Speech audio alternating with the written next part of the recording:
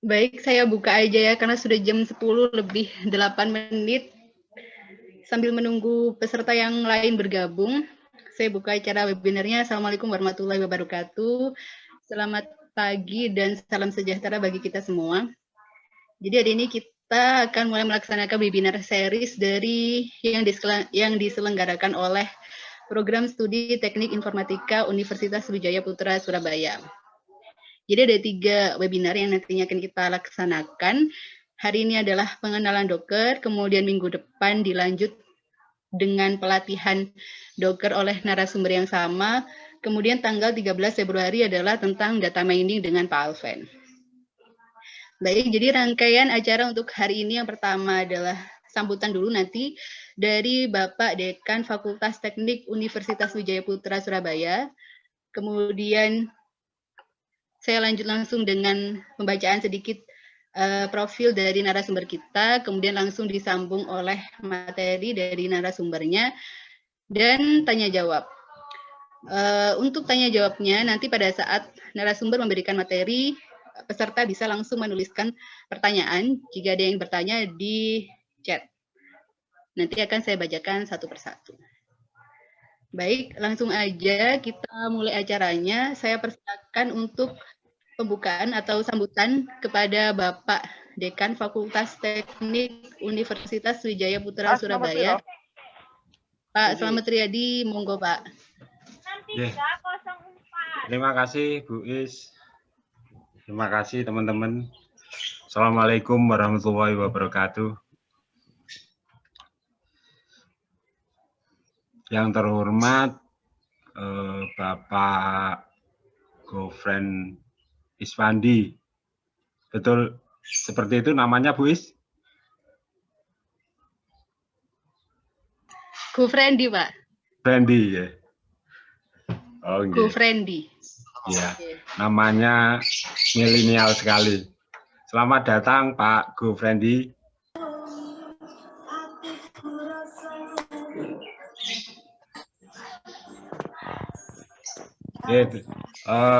Acara kali ini merupakan kegiatan yang dilakukan oleh Program Studi Teknik Informatika Universitas Wijaya Putra, di mana pesertanya teman-teman dari mahasiswa, juga ada yang dari luar, mungkin ya.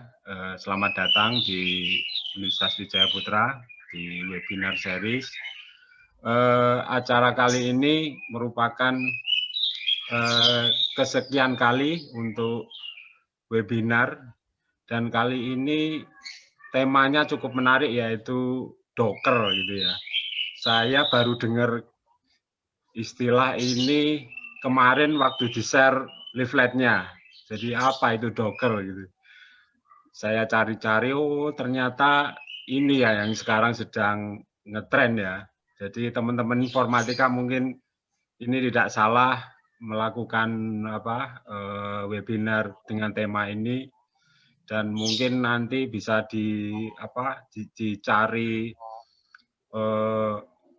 bisa untuk proyek-proyek selanjutnya, karena saya baca ini ternyata bisa menggabungkan macam-macam file ya, menyatukan file dalam sebuah program open source. Jadi ini tema yang menarik, dan teman-teman saya harap memperhatikan, mempelajari, kemudian bisa mempraktekkan di dalam aktivitas kegiatannya sehari-hari, terutama untuk mungkin bisa diajukan untuk tema tugas akhir nanti, mungkin ya, mungkin diarahkan ke sana Bu Is. Jadi ini yang tema-tema baru ini bisa diarahkan ke sana anak-anak. Sekali lagi saya ucapkan selamat datang bagi Pak Gofren. Semoga nanti ilmunya dari Bapak bisa memberi manfaat bagi anak-anak sekalian. Demikian Bu Is, saya serahkan kembali. Baik, terima kasih atas sambutannya Pak Slamet. Kemudian saya akan bacakan profil singkat dari narasumber kita hari ini. Jadi Bapak Gofrendi ini adalah lulusan STIKI Malang ya Pak. Kemudian S2-nya dari ITS Teknik Informatika. Dan beliau saat ini sedang bekerja di Kata.ai sebagai back-end engineer. Ya udah, saya kira-kira gitu aja dari profilnya. Saya langsung ke narasumbernya langsung. Selamat pagi Pak Go. Halo, selamat pagi Bu Isna ini, Pak Selamat Iya. Hati. Halo. Ya, Halo sehat Pak Pak. Tuna juga. Sehat-sehat. Alhamdulillah. Ya, monggo Pak, silakan. Kami persilakan untuk materinya. Oke, sebelumnya terima kasih ya untuk UWP karena sudah invite saya di acara webinar ini, satu kehormatan. Nanti kita cukup santai saja ya teman-teman ya. Jadi nanti Bapak Ibu atau teman-teman kalau ada pertanyaan langsung ditulis aja apa yang ingin diketahui apa gitu ya. Nanti saya akan coba untuk jawab sebisa saya gitu. Harapan saya nanti setelah seminar ini nanti teman-teman bisa tahu sih Docker itu kayak gimana, terus mungkin bisa mulai coba-coba gitu ya. Dan harapan yang terbesar adalah teknologi ini bisa membantu teman-teman dalam solving masalah gitu. Jadi nggak cuma sekedar ikut hype, sekarang trennya Docker nih, berarti harus Dockerin semua, nggak gitu ya. Tapi benar-benar ada nilai yang kita bisa ambil dan kita bisa pakai untuk nge-solve satu masalah di sini. Oke, mungkin saya mau share screen sedikit ya. Oke. Gini ya kayaknya. Oke. Ya, teman-teman bisa lihat screen saya ya. Oke. Mungkin saya awali sedikit dengan pengenalan Docker itu sebenarnya apa. Oke. Ini sedikit tentang saya. Ya, tadi sudah disampaikan juga ya. Saya sekarang engineer di Kata.ai. Dulunya pernah mengajar. Kemudian saya ada satu komunitas Malang Cloud gitu. Kalau misalnya teman-teman ada waktu berkunjung ke Facebook grupnya, mungkin bisa klik juga. Gitu. Oke. Dan yang lebih penting saya manusia biasa sama seperti teman-teman. Oke.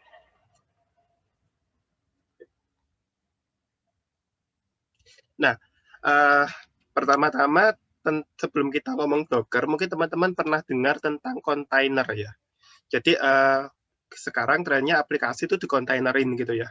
Kemudian setiap kontainer itu terpisah satu sama lain gitu. Nah, sebenarnya konsep kontainer ini itu cikal bakalnya itu sudah lama sekali gitu. Oke, kalau pernah lihat mungkin kayak gini. Oke, saya buka di, sorry. Oke, saya punya sedikit catatan.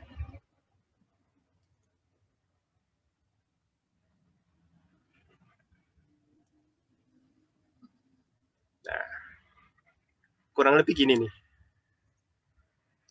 Oke, ini bisa saya besarin ya. Jadi kalau teman-teman bikin program, biasanya kan kayak gini ya. Saya punya aplikasi blog misalnya pakai PHP atau aplikasi machine learning pakai Python, aplikasi apa lagi gitu ya. Kemudian mereka biasanya berjalan di atas satu operating system yang sama.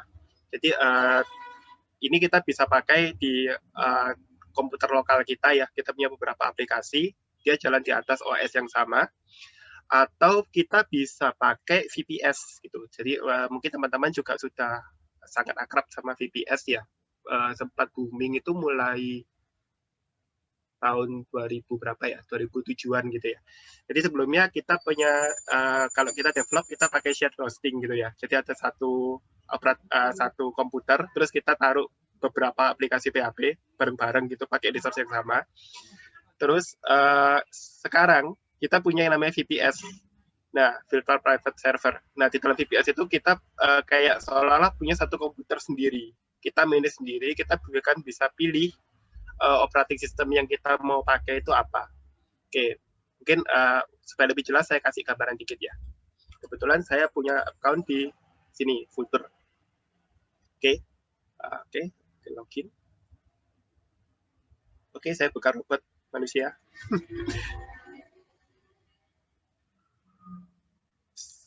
Nah, ini teman-teman bisa bikin satu server, misalnya kayak gini.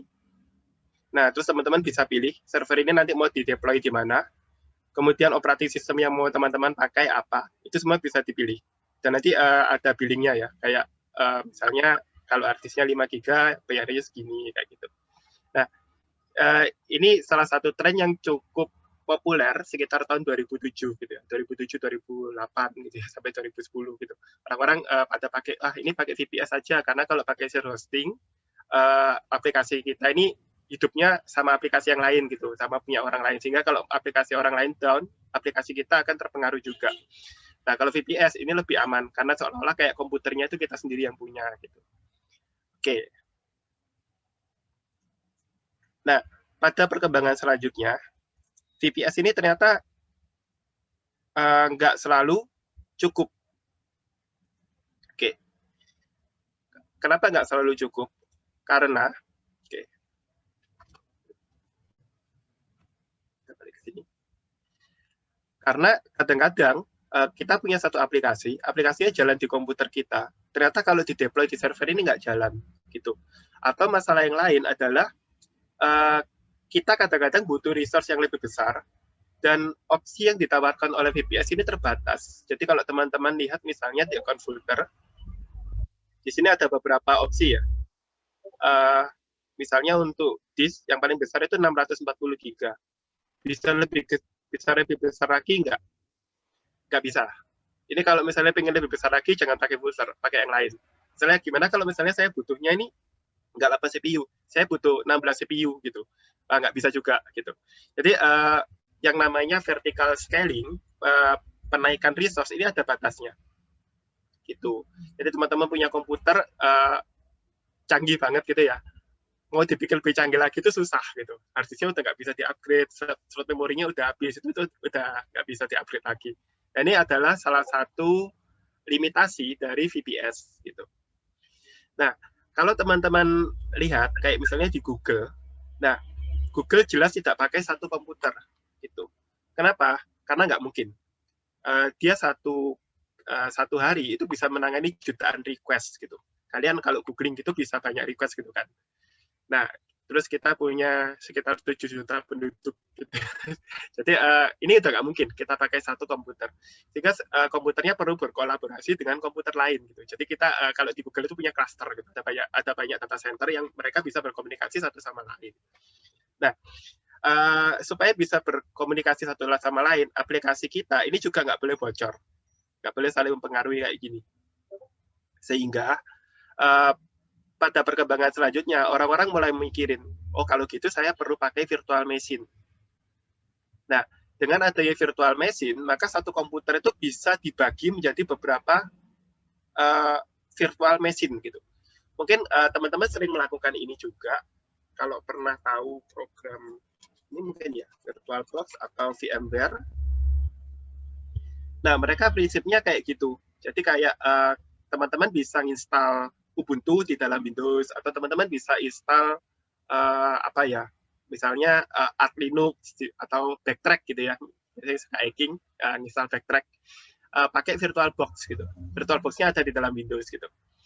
Nah, ini perkembangan ini cukup oke karena selanjutnya kita bisa punya banyak VPS yang masing-masing di dalamnya itu ada VM khusus, dan aplikasinya ini nggak bocor gitu. Karena kayak misalnya ada satu VM, ini ada dua aplikasi ini tidak akan saling mencampuri dengan dua aplikasi yang lain. Kalau misalnya ini down, ya sudah ini doang yang down, yang ini enggak. Nah, ini jadi lebih secure, lebih aman dari segi resource kayak gitu. Nah, tapi apakah virtual machine ini benar-benar menyelesaikan semua masalah? Oh, ternyata tidak gitu.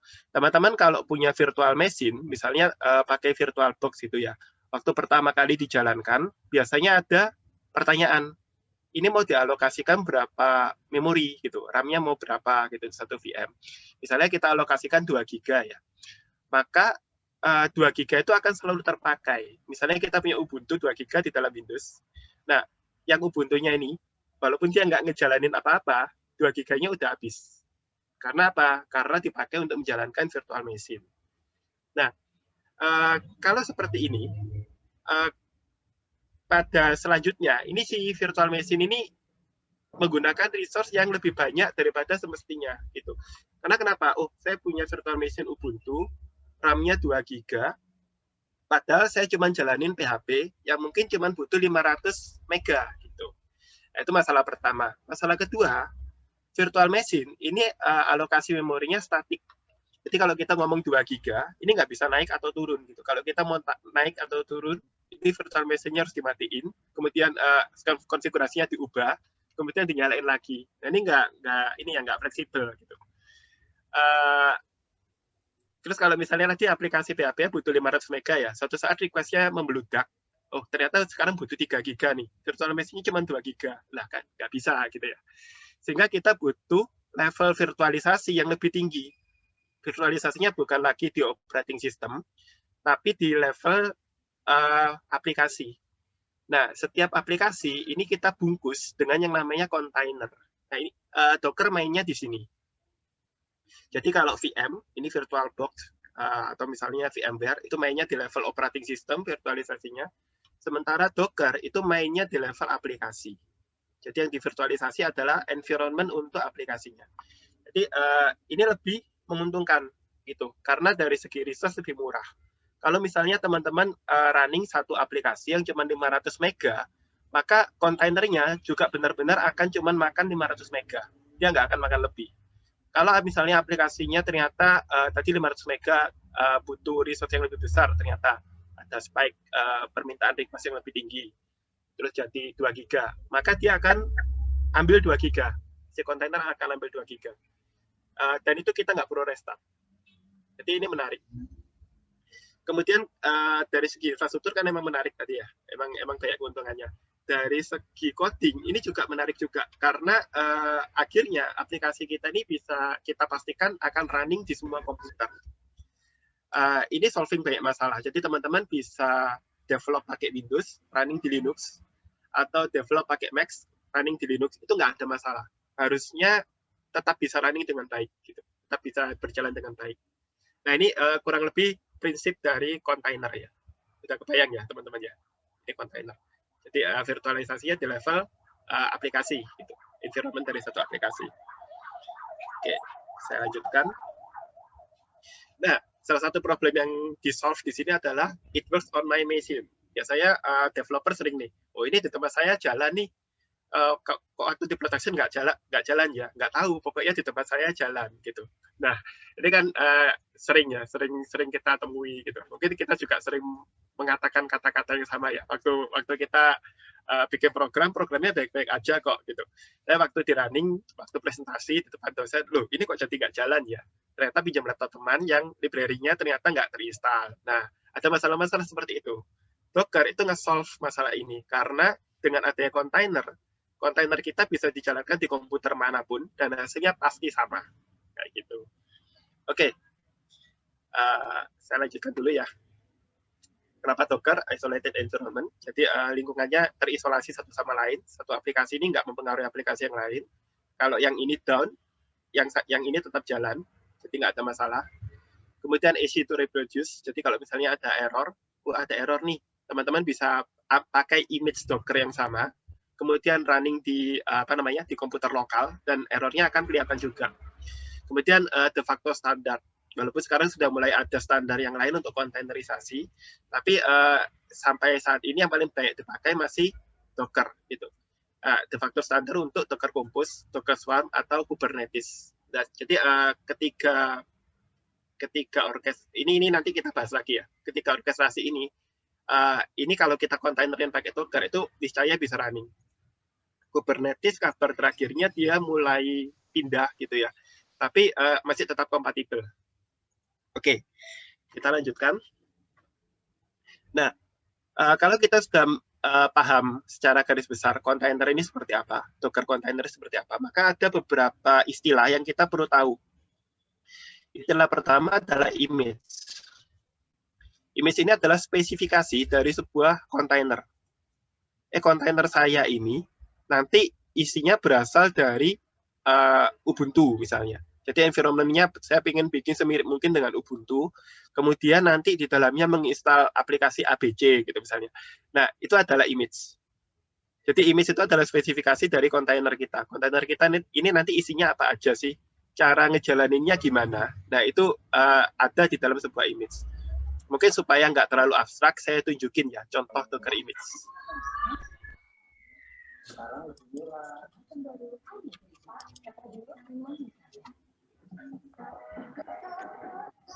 Oke. Sebenarnya saya ada sih. Oke, kayaknya di sini ada. Pakai ini aja. Nah, misalnya seperti ini. Ini contoh dari sebuah Docker image. Saya punya satu aplikasi di folder app, gitu. Untuk menjalankan menjalankan aplikasinya, saya butuh environment ini, Python 3.8. Oke. Kemudian saya perlu environment variable Python buffer nilainya 1.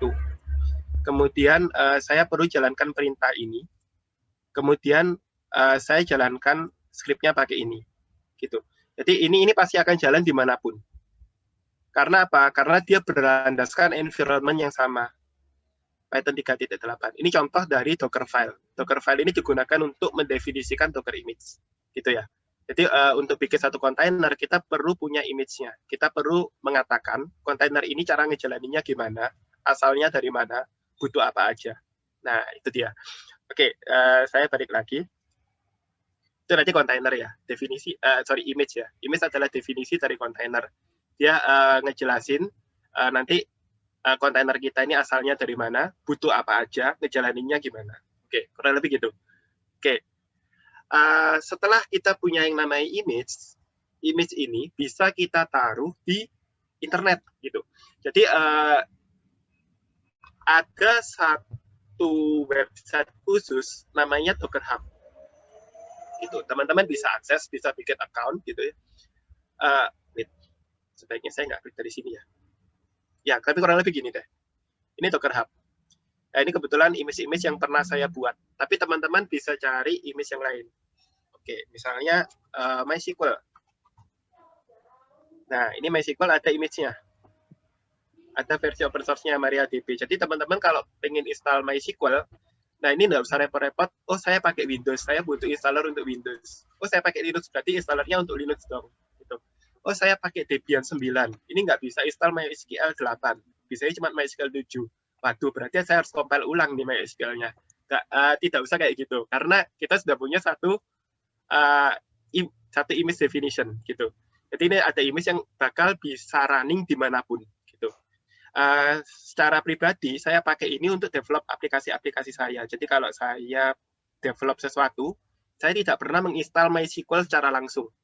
Kebetulan environment saya pakai Windows, tapi saya ngodingnya pakai Linux gitu. Nah, kalau untuk running MySQL, saya tinggal pakai image container, kemudian pakai kontainer MySQL, kemudian tinggal saya run gini aja. Nah, sudah ini MySQL-nya running, gitu. Saya langsung bisa melakukan apapun ke sini. Mungkin pakai Navigate, Beaver, PHP MyAdmin, ini bisa akses semua. Gitu. Nah, ini teman-teman bisa lihat ya, stack yang biasa saya pakai sehari-hari. Ada MongoDB, Cassandra, MySQL, bla bla bla gitu ya. Nah, tapi intinya gitu, tinggal di run aja. Jadi nggak usah repot-repot harus nge-setup satu-satu. Bahkan kalau misalnya teman-teman punya 2 MySQL yang versinya berbeda, running di satu komputer itu bisa juga. Gitu. Tinggal waktu download, bilang aja saya mau pakai MySQL yang versi berbeda, kayak gitu. Ini ada beberapa ya. Oh, saya mau pakai 56 nih, atau 57 gitu. Nah, ini bisa gitu. Oke. Ini karena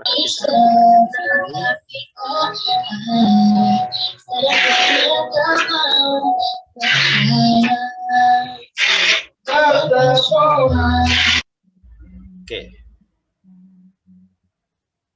Nah, itu untuk image registry. Jadi tadi teman-teman bisa punya kontainer.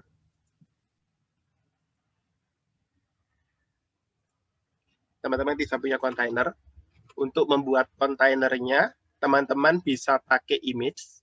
Untuk mendefinisikan image-nya, tadi teman-teman bisa pakai Dockerfile yang saya tunjukin. Kemudian setelah jadi image-nya bisa diupload ke internet supaya bisa di-download orang lain. Gitu. Terus setelah punya image, nah image tadi itu sebenarnya belum bisa dijalankan. Karena apa? Image ini cuma definisi.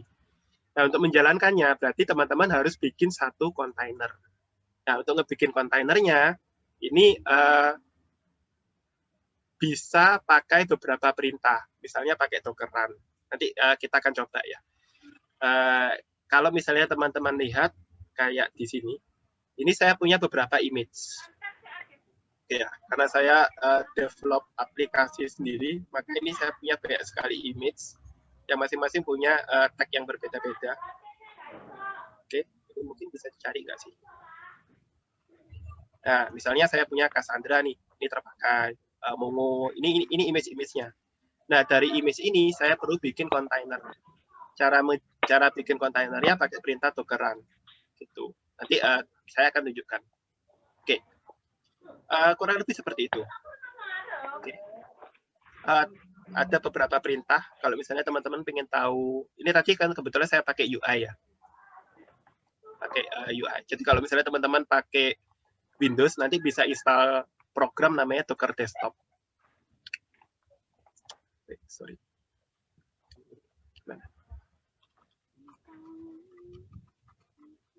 Nah ini, cari aja Docker Desktop gitu. Ini ada beberapa installer yang bisa dipakai. Jadi tergantung sih teman-teman pakai apa, Windows atau Mac gitu. Linux kayaknya nggak ada Docker Desktop, tapi kita bisa install Docker-nya gitu ya. Docker bisa diinstal, cuma nggak ada UI-nya. Gitu. Oke. Ini tinggal download aja terus diinstal. Nanti teman-teman akan dapat tampilan seperti ini. Tapi kalau misalnya teman-teman pakai Linux, teman-teman lebih suka pakai yang CLI gitu ya. Ini bisa juga, nggak masalah. Oke. Jadi teman-teman bisa lihat misalnya, saya punya image apa aja sih, persis kayak penjelasan ini ya. Nah, ini saya bisa pakai Docker Images. Nah, ini saya akan dapat tampilan, saya punya image ini aja. Oke. Baik, coba. Nah, ini persis tampilannya, sama kayak yang di desktop. Kalau misalnya saya pengen tahu saya punya kontainer apa aja, kalau di CLI kan gini doang. Maka di sini saya bisa pakai Docker PS. Oh, kebetulan nggak ada yang running ya. Coba MySQL-nya saya running lagi. Docker PS. Oke. Tapi kalau saya pengen ngelihat yang nggak running juga, maka saya bisa pakai Docker PS-E. Nah, kayak gitu ya. Nah, sama ya. Cuman apa namanya? Kalau di CLI ya tampilannya jadi kayak gini. Kalau di mana itu? Di desktop tampilannya jadi kayak gini. Cuman perintahnya sama gitu. Oke, saya kembali lagi. Ya. Jadi ada image, ada registry, ada container gitu. Nah, ini terminologi yang umum dipakai di Docker. Jadi kalau teman-teman dengar istilah ini harapannya udah nggak terlalu bingung ya, misalnya udah tahu ini apa. Oke, ini contoh dari Docker file. Jadi kalau tadi saya sempat tunjukin salah satu contoh Docker file yang ngebikin program pakai Python. Nah, ini yang pakai Golang gitu. Pakai PHP ada juga gitu ya, cuman PHP agak susah di Dockerin. Oke, terus ini ya kurang lebih sama lah ya. Ini apa yang harus saya lakukan kalau saya ingin jalanin aplikasi saya. Kemudian nanti aplikasi saya ini running di port berapa, kemudian ngejalaninnya gimana gitu. Nah, setelah saya punya satu Docker file, gitu, saya bisa membuat Docker image dengan cara seperti ini. Jadi ini kebetulan misalnya namanya apa ya? Biasanya kalau Docker file ini ekstensinya harus titik Docker file gitu ya. Terus untuk running, berarti teman-teman harus masuk ke satu folder yang ada Docker file-nya, terus di run gitu. Saya kasih contoh mungkin ya.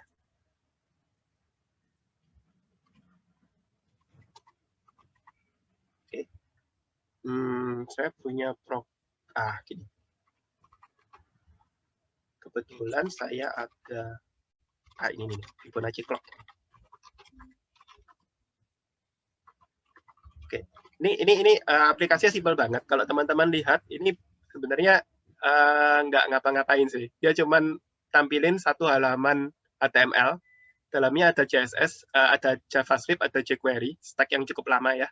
Kemudian langsung bisa dijalanin. Jadi kalau misalnya saya jalanin di komputer lokal, ini tanpa Docker ya. Kurang lebih gini nih. Running di port 8080 ya.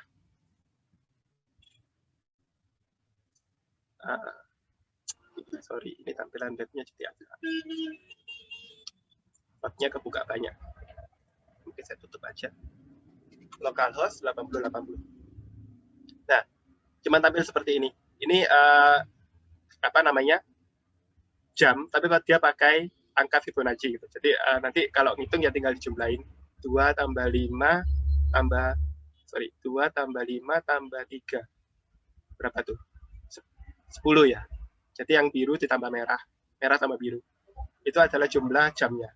Terus yang ini 2 tambah 1 tambah 5 itu jumlah menitnya ya. Kurang lebih gitulah. Oke, cuman udah nggak terlalu penting untuk dibahas. Ini programnya. Jadi programnya cuma file static HTML dan JavaScript. Gitu. Setiap kali di running dia bakal apa namanya nunjukin jam, tapi pakai bilangan Fibonacci. Oke. Nah, bagaimana kalau misalnya saya ingin, oke, ini kan nanti untuk menjalankan ini kan berarti butuh beberapa ini ya, butuh kayak semacam web server gitu kan. Nah, bagaimana kalau misalnya saya ingin buat satu image berdasarkan program ini tadi. Nah, saya bisa tunjukkan.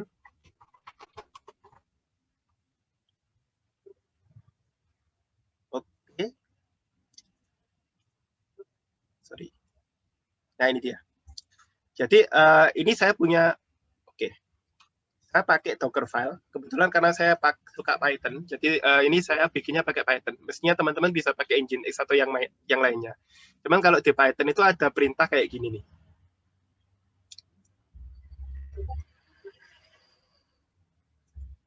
Python -m /etcp.server. Ya ini kayak seolah-olah kayak ngejalanin apa aja gitu ya. Cuman dia cuma nge-serve satu kalau di PHP itu ada var www. Dia bakal nge-serve gitu. Kemudian dia serve di port 8080. Sehingga ini saya kasih jalanin server di port 8080 gitu. Nah, perintahnya cuma kayak gini. Nah, ini yang ada di dalam start.sh. Oke ya. Docker file-nya sendiri seperti ini. Kalau misalnya saya ingin membuat Docker image berdasarkan Docker file ini, maka perintahnya cukup sederhana. Saya tinggal Docker, sorry, ini kelihatan nggak ya? Oke, saya ketik dikit. Terlalu besar ya. Saya tinggal lakukan Docker build. Gitu. Kemudian disusul dengan -t. -t itu kepanjangan dari tag gitu ya. Kita mau kasih nama image-nya apa? Misalnya saya pengen kasih nama UWP. Oke. Jam ibu. Gitu. Kemudian saya tinggal pakai titik. Nah, maka ini nanti dia bakal ngebuatin satu image namanya UWP/jamvibu. Namanya terserah sih, mau dikasih nama apapun terserah. Kasih nama mantan juga nggak apa-apa. Nah, ini ada titik. Titik ini maksudnya apa? Titik ini kalau di dalam Linux itu berarti current directory. Gitu. Di Windows juga sama sih, current directory. Berarti saya akan pakai di dalam directory ini, di dalam directory Fibonacci clock ini, saya akan cari Docker file-nya di mana. Terus Docker file tadi akan dijadiin Docker image. Jadi dia akan bikin Docker image berdasarkan Docker file yang saya kasih. Oke, kita coba ya. Nah, dia akan mulai nge-build gitu.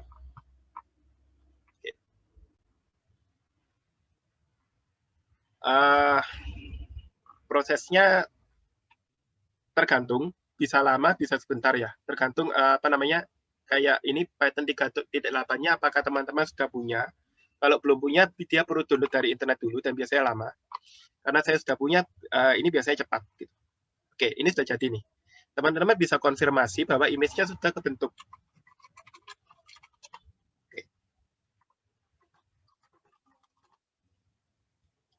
Nah, ini ya, UWP jamvibu.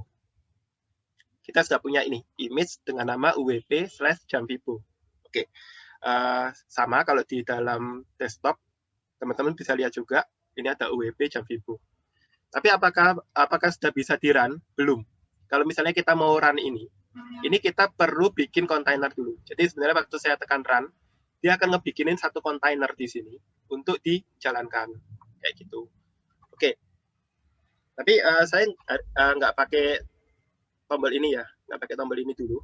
Tapi saya akan coba tunjukkan yang manual. Gitu. Oke. Jadi ini sudah bisa. Oke, kita sudah bisa sampai membuat image ya. Oke. Nah, image yang tadi sudah kita buat, ini kita perlu jalankan gitu. Kita perlu bikin kontainernya gitu. Jadi tadi ada Docker file. Dari Docker file kita bisa bikin image. Oke. Dari image kita bisa bikin kontainer. Nah, untuk bikin kontainer perintahnya pakai Docker run. Nama kontainer dan nama image itu bisa kita kasih nama yang berbeda gitu. Jadi tadi nama image-nya adalah uwp/jam Vibo. Tapi nama kontainernya terserah kita nih gitu. Jadi saya bisa pakai docker run. Kemudian biasanya ada ini name. Name di sini adalah nama dari kontainer kita.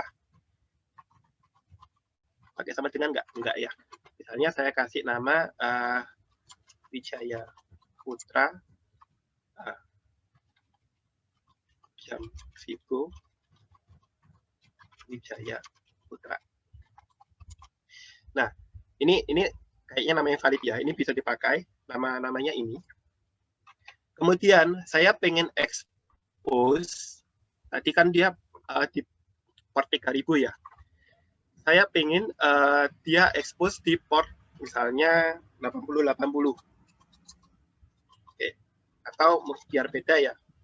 Sekarang tanggal berapa nih? 2021 ya. Saya coba kasih 2021. Ada spasinya nggak? 2021.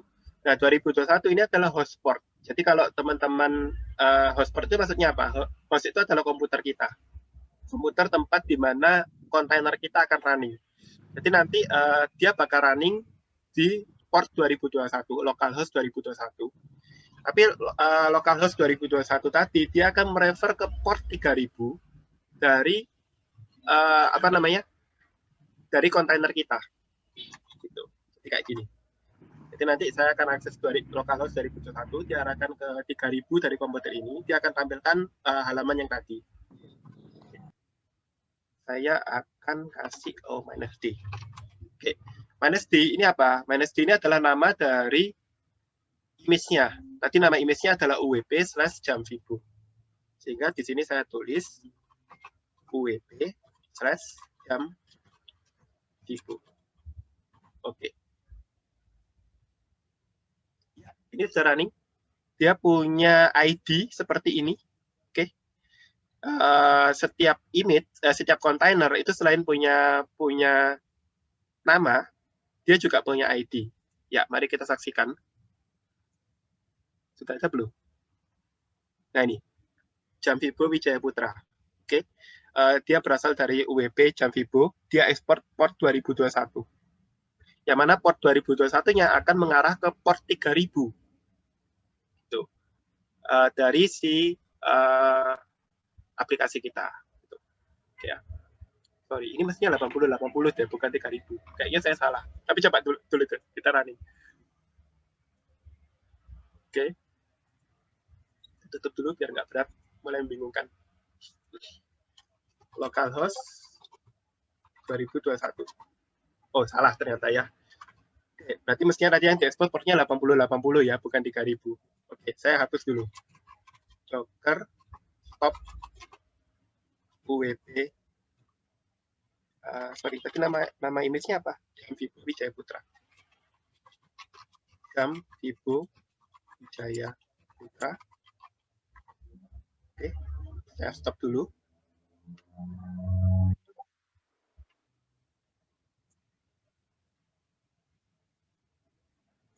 Oke, dia sudah stop. Tuh, sebenarnya teman-teman bisa pakai tombol yang ini ya, ini langsung hapus ya. Tapi saya Coba tunjukin yang manual. Jadi kalau misalnya nggak pakai Docker desktop, ini tetap bisa, nggak masalah. Pakai RM ya, RM itu untuk menghapus. Oke. Terus saya ulang lagi, portnya ini tadi keliru ya. Saya mestinya tidak ngebind 2021 ke port 3000, tapi mestinya ke port 8080. Karena di komennya tadi pakai 8080 kan kalau nggak ada definisi HTTP port. Oke. Sehingga saya pakai 8080. Oke, jadi port 2021 saya ini akan diekspos ke port 3000. Oke. Dari si container. Oke, ini udah running lagi. Kita bisa lihat lagi, muncul lagi ya. Sekarang portnya sama 2021. Saya bisa coba lagi di sini. Tuh, jalan tuh. Nah, ini udah container. Gitu.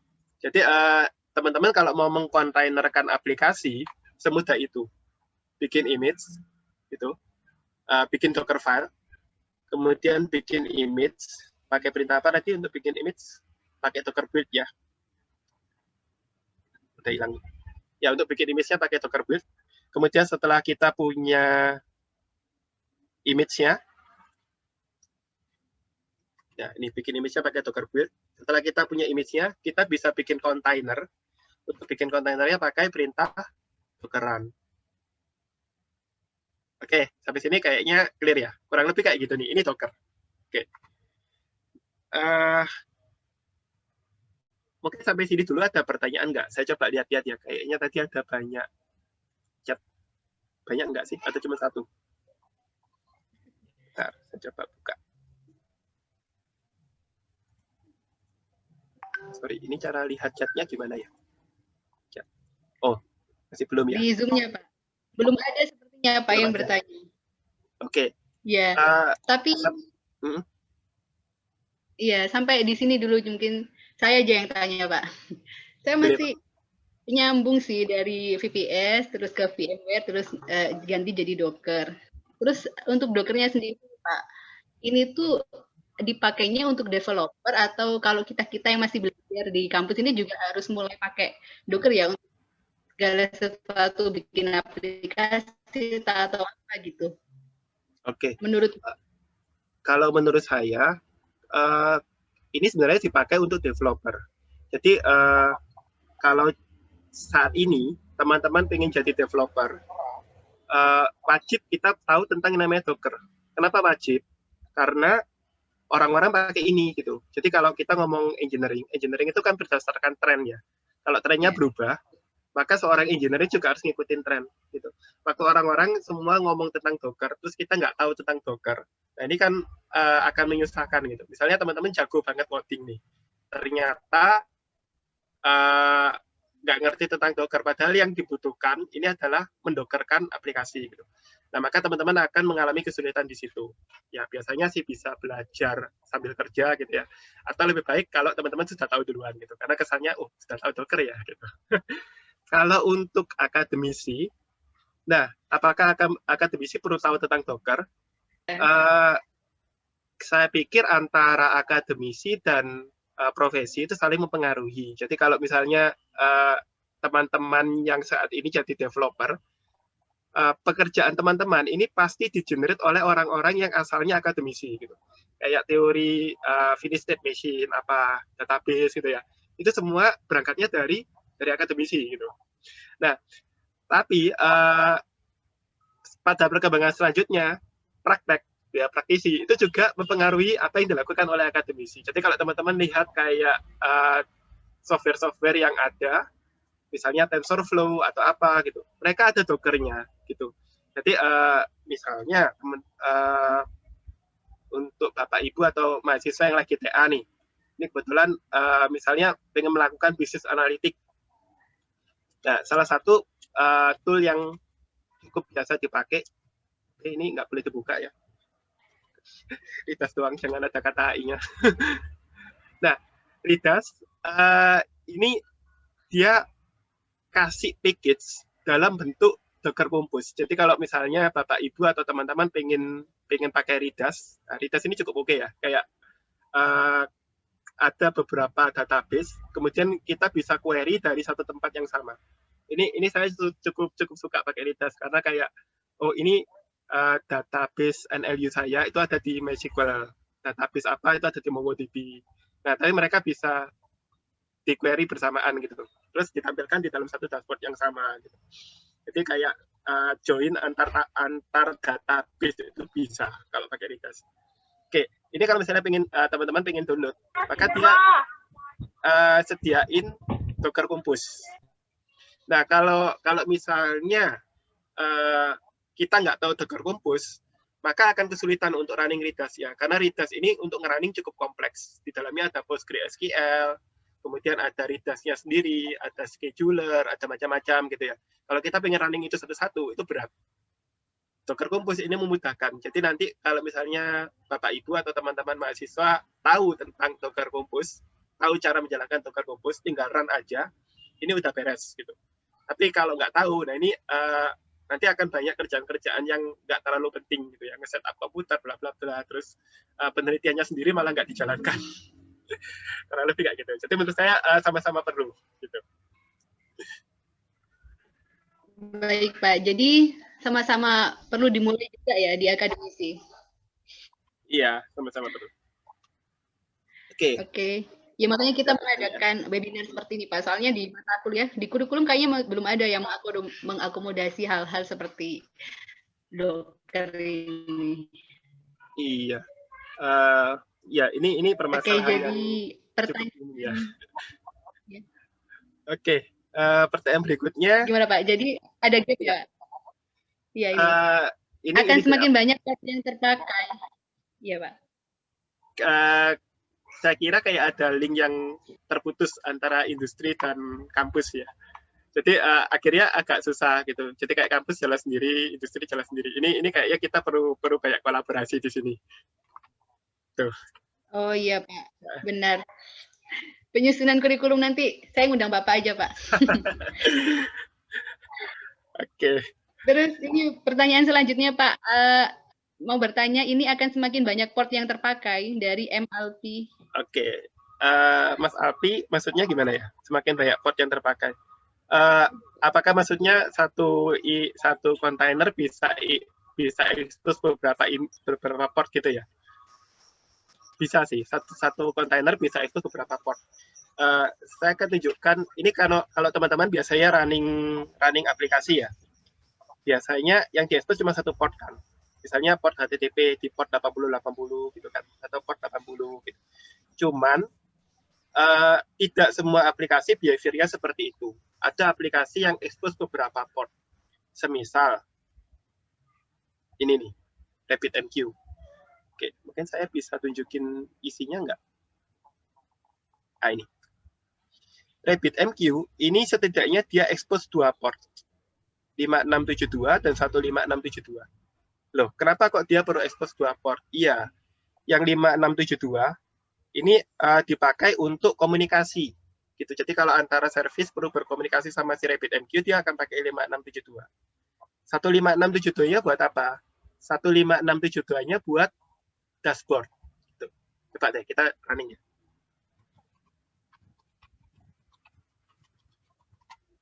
Oke. Ini udah running, cepat ya runningnya. Oke. Satunya untuk dashboard kayak gini nih. Localhost 15672. Oke. Nah, jadi kebetulan si aplikasi RabbitMQ ini menyediakan satu port untuk komunikasi antar service dan satu port untuk komunikasi ke user, ke manusia gitu ya, sehingga dia pakai UI. Nah, ini banyak yang kayak gini. RabbitMQ misalnya, terus Elasticsearch dia malah buka lebih banyak port lagi gitu. Apakah kita bisa expose beberapa port sekaligus di dalam satu aplikasi? Bisa. Jadi caranya gimana? Kalau tadi perintahnya gini ya, saya expose port 2021 di localhost yang mengarah ke 8080. Kalau saya pengen aplikasi yang lain, kalau saya pengen expose port yang lain, misalnya 2022 di port 3000, itu bisa juga. Nah, kayak gini. Ini bisa dilakukan. Gitu. Jadi kita bisa install beberapa port. Oke, kita coba lihat lagi. Ini menjawab nggak ya, Mas Alpi? Kalau nggak menjawab, boleh dituliskan lagi ya. Iya, Mas Alpi boleh dinyalakan aja speakernya. Ini ada pertanyaan berikutnya. Oke, kita sudah confirm betul ya. Oke, ada pertanyaan dari Mas Putra Wahyudi. Izin tanya, jika misalnya develop website dengan menggunakan framework Laravel, di Laravel sudah tersedia komen PHP Artisan Serve. Apakah hal tersebut memiliki cara kerja yang hampir sama dengan Docker? Oke, PHP Artisan Serve itu tujuannya untuk development. Biasanya kalau teman-teman bikin pengen bawa ini ke production, sangat disarankan nggak pakai cara ini gitu. Entah pakai engine X atau apa gitu. Ada cara yang ada cara yang lebih secure. Kalau PHP Artisan Serve ini emang tujuannya untuk development gitu. Nah, pertanyaannya apakah tersedia komen, apakah memiliki cara yang kerja yang hampir sama dengan Docker? Enggak, beda. PHP Artisan Serve ini adalah aplikasi PHP. Jadi Artisan sebenarnya aplikasi PHP ya. Teman-teman bisa buka source code-nya. Bentar, ini terlalu jauh nggak ya?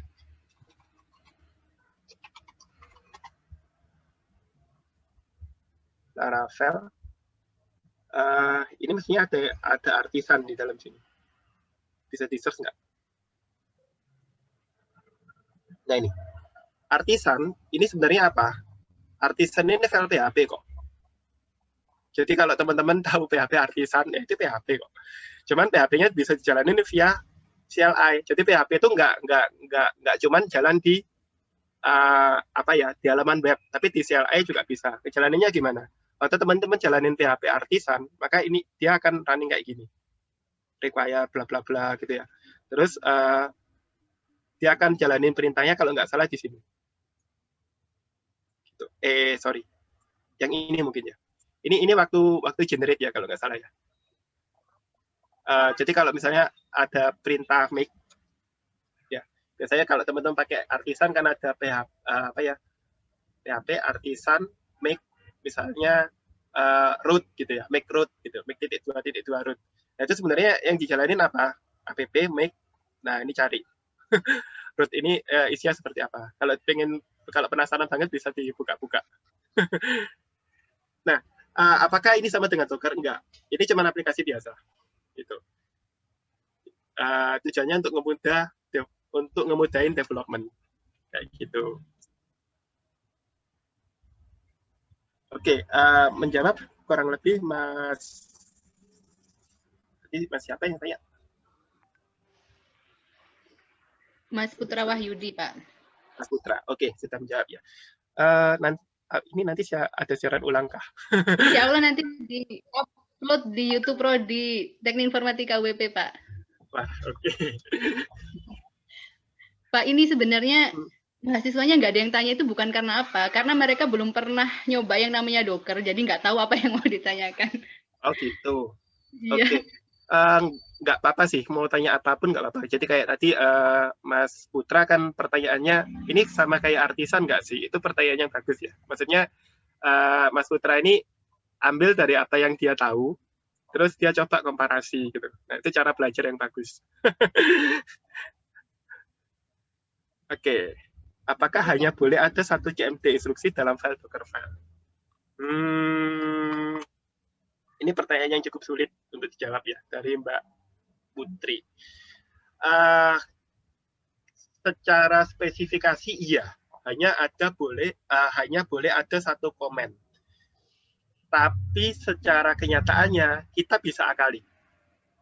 Oke, ngakalinya gimana? Ngakalinnya kita bisa pakai background process.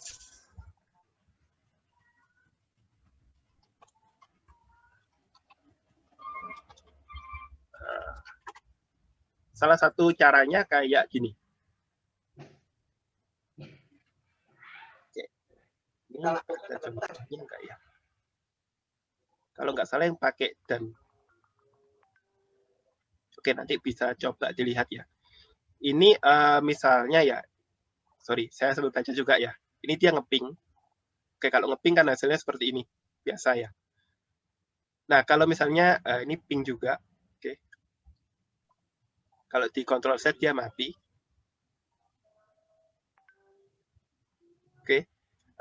Dia kalau nggak salah bisa pakai perintah dan. Kalau teman-teman lihat, ini ping, kemudian ada dan-nya. Nah, ini dia bakal running sebagai background proses. Gitu. Jadi, misalnya kayak gini. Saya bisa lakukan beberapa perintah sekaligus. Ping, ini ping doang ya. Ping google.com. Nah, ini kan cuma ngeping gini. Oke. Kalau misalnya saya pakai dan, sama juga, tapi dia running di background proses. Oke. Saya bisa pakai perintah BG untuk lihat. Itu ada. Oke. Ini cara ngebunuhnya gimana ya? Cara ngebunuhnya lupa. Nah, FG.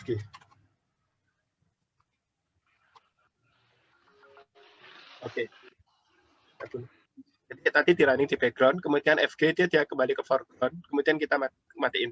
Nah, teman-teman bisa running beberapa program di background sekaligus. Jadi misalnya tadi ping google.com dan okay. Ini dia ngeping Google, yahoo.com. Nah, ini running dua perintah sekaligus. Jadi running Yahoo sama running ping Google sama running ping Yahoo. Cuman agak susah mengendalikannya ya. Oke, ini masih running yang Google. Saya matikan. Nah, nanti di komennya gimana? Nah, komennya lakukan seperti itu. Jadi nanti di sini, di start SI-nya, teman-teman bisa tulis Python main HTTP server, misalnya port 3000, jalankan di background, kemudian mungkin pakai PHP, PHP apa artisan. Nah ini nanti berarti teman-teman akan expose dua port yang 3000 sama portnya si PHP artisan. Ini bisa, gitu. Cuman, nah ini bisa, cuman sangat tidak disarankan. Kenapa sangat tidak disarankan? Kalau misalnya teman-teman punya, bukan nggak sangat disarankan, tergantung kasusnya. Dalam kebanyakan kasus ini tidak disarankan. Kenapa saya bilang dalam kebanyakan kasus nggak disarankan? Karena balik lagi ke konsep virtualisasi. Konsep virtualisasi untuk Docker, dia pengen kayak gini. Satu aplikasi itu terpisah dari aplikasi lain. Sehingga kalau misalnya teman-teman punya dua aplikasi, katakan aja teman-teman ini ya, pengen bikin website pakai PHP, tapi kemudian PHP ini panggil machine learning gitu. Yang mana machine learning ini kalau pakai PHP susah. Jadi machine learning-nya pakai Python. Nah, disarankan teman-teman punya dua kontainer. Jangan pakai satu kontainer dalamnya PHP dan Python. Kenapa? Karena nanti debug-nya susah. Gitu. Mendebug dua aplikasi itu lebih susah daripada mendebug satu aplikasi. Gitu. Nah, kalau dua aplikasi kan kelihatan, oh ini yang error Python-nya nih, PHP-nya baik-baik aja. Oh, PHP-nya yang error, Python-nya baik-baik aja. Itu lebih bisa dilihat. Sehingga lebih disaranin, jangan. Kalau bisa, pakai dua kontainer. Tapi apakah bisa? Bisa. Oke. Pertanyaan yang bagus sekali ini dari Mbak Putri. Oke. Saya lanjutkan. Ada lagi pertanyaan yang lain mungkin? Sorry. Pak, untuk pelatihan minggu depan ini persiapannya apa aja, Pak? Untuk mahasiswa yang belum pernah sama sekali nyoba Docker. Untuk yang belum pernah, lebih banyak yang pakai Linux atau Windows ya? Windows biasanya, Pak. Windows ya. Oke, kalau misalnya untuk teman-teman yang pakai Windows, tinggal tadi saya sempat tunjukin Docker Desktop ya.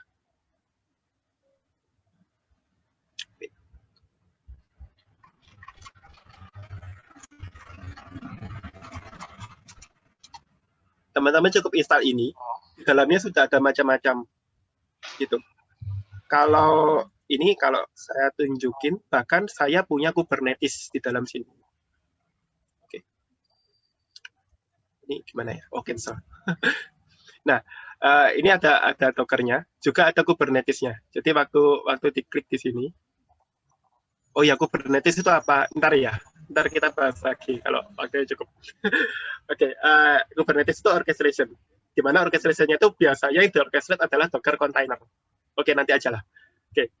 Intinya kalau teman-teman install Docker desktop, teman-teman bisa belajar banyak. Karena di dalamnya sudah komplit. Ada Docker-nya, ada Kubernetes bahkan. Tinggal download aja, pakai yang for Windows. Gitu. Terus tinggal diinstal. Installnya juga biasa, tinggal klik-klik-klik. Gitu, selesai. Persyaratannya Windows Home cukup. Jadi beberapa tahun yang lalu, nggak sampai beberapa tahun sih, setahun yang lalu, itu kayak yang bisa cuma Windows profesional ya, Windows Pro. Nah, sekarang Docker Home, Windows Home, ini bisa juga. Jadi teman-teman pakai Windows apapun, ini mestinya kompatibel. Gitu. Tinggal download yang for Windows, tinggal install. Oke. Masih ada pertanyaan yang lain? Lanjut pertanyaan tadi, Pak. Jika mendaftar lebih dari 1 CMD, maka hanya yang terakhir yang akan berlaku. Enggak. Kalau tadi kan dia runningnya sebagai background proses ya. Kalau kita background proses, dua-duanya akan running gitu. Cuma yang muncul di log itu cuma yang terakhir. Gitu. Yang awal nggak terhapus gitu. Yang awal tetap jalan, cuman sebagai background proses ya. Jadi kita nggak bisa tahu lognya. Makanya tadi saya ngomong juga nggak disarankan. Lebih baik pakai dua kontainer. Sebenarnya ada cara lagi, tapi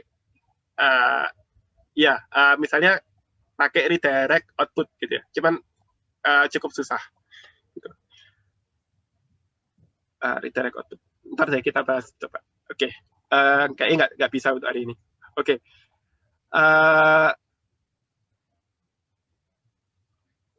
Mungkin kalau untuk Docker udah, kita boleh lanjut ke selanjutnya. Monggo, Pak. Oke. Dari UWP Beacon. Oke. Ya, nanti mungkin saya bisa share kontak ya. Jadi kalau teman-teman setelah acara mau tanya-tanya lagi, sekiranya saya bisa jawab, saya jawab. Oke. Jadi nanti teman-teman udah tahu tentang Docker, gitu ya. Apa sih landasan di balik kok bikin lagi sih Docker? Sudah ada virtual machine, kenapa orang-orang kok bikin Docker? Ya. Terus enaknya pakai Docker apa sih gitu? Cara pakainya gimana? Itu tadi teman-teman udah punya sedikit bayangan ya. Gitu. Nanti mungkin kita bisa lebih detail lagi waktu praktek ya. Nah, berikutnya sebuah aplikasi ini jarang deh ada satu aplikasi yang berdiri sendiri. Gitu. Bahkan kalaupun kalian ngomong aplikasi standalone, biasanya ada database di baliknya. Jadi minimal 2 aplikasi, satunya database, satunya programnya gitu. Nah, kalau saya gambarin, ini kayak kalau 2 kontainer, ini biasanya akan saling berkomunikasi, terus akan saling dikombinasikan. Nah, ada satu konsep yang namanya Docker Compose. Docker Compose ini adalah bagaimana kita bisa menjalankan beberapa kontainer Docker sekaligus. Gitu. Terus bagaimana kita bisa menghubungkan antara satu kontainer dengan kontainer lain. Oke. Prinsip dari Docker Compose ini berkaitan dengan yang tadi sempat saya sampaikan, kalau bisa satu kontainer expose-nya satu aplikasi aja, jangan satu kontainer ditaruh situ semua gitu ya. Karena ada satu prinsip yang namanya single responsibility